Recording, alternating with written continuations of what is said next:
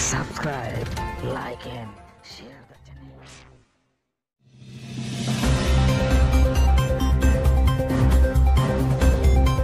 Music Studio.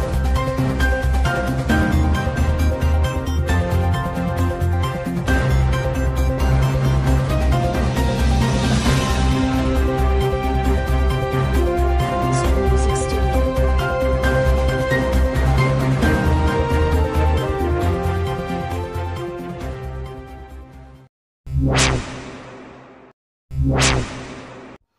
Lok Sabha নির্বাচন যতই ঘনিয়ে আসছে, বিজেপির অন্দরমহলে গোষ্ঠীকুন্দলও জনসম্মুখে একের পর এক প্রকাশ হয়ে আসছে বলে তথ্যবিজ্ঞ মহলের অভিমত প্রকাশ পেয়েছে।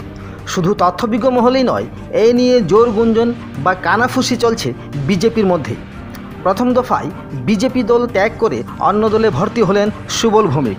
এ নিয়েও খোদ বিজেপির এক শ্রেণীর কর্মকর্তাদের মধ্যেই তরজাল লড়াই চলছে বলে দলের আভ্যন্তরীণ সূত্রে জানা গেছে।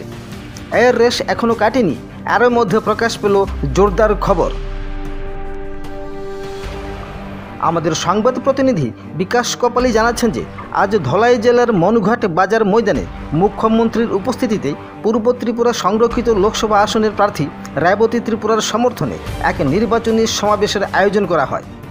এই সমাবেশে উপস্থিত ছিলেন মুখ্যমন্ত্রী স্বয়ং, রাজ্য কমিটির সদস্য রবীন্দ্র চক্রবর্তী, যুব মোর্চার রাজ্য সভাপতি তথা টিআইডিসির চেয়ারম্যান টিঙ্কু রায়, করমছড়া মণ্ডলের সভাপতি লাল সাঙ্গা লুসাই, ছাউমুনুর বিধায়ক শম্ভুলাল চাকমা, জনজাতির রাজ্য সহ সভাপতি বিদ্যুৎ দেববর্মা সহ আরও অনেকেই।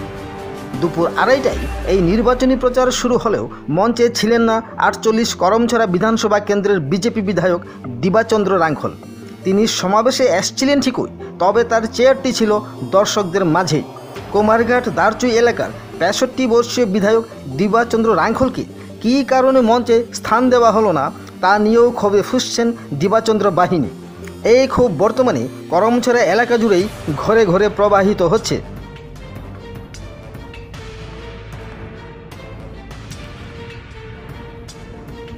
একজন জনপ্রতিনিধিকে মঞ্চে স্থান না দিয়ে বসানো হলো দর্শক শ্রোতাদের আসনে, আর এই নিয়েই লজ্জাসহ চাপা ক্ষোভ বিরাজ করছে খোদ বিধায়কের অন্তরে।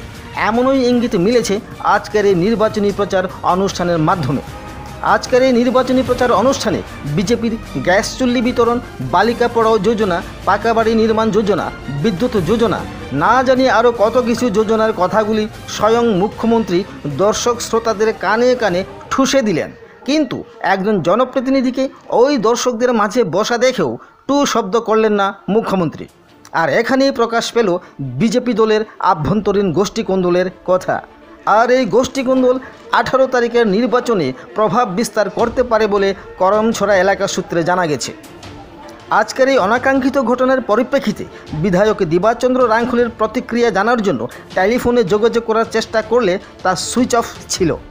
এছাড়াও 48 করমছড়ার মণ্ডলের সভাপতি লাল সাঙ্গা লুসাইয়ের সাথে যোগাযোগ করার চেষ্টাও সুইচ অফ থাকায় সম্ভব হয়নি। Bureau report, Tripura pioneer.